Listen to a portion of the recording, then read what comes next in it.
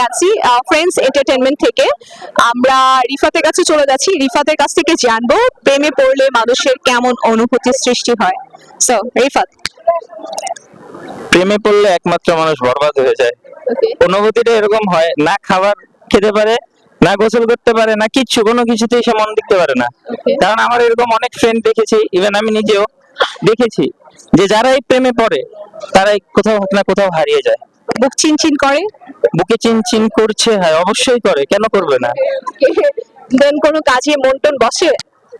একটাতেই বসে, আচ্ছা, সেটা হলো শুধু তার নামেই ছন্দ। ও আচ্ছা আচ্ছা, প্রেমে পড়েছিলেন?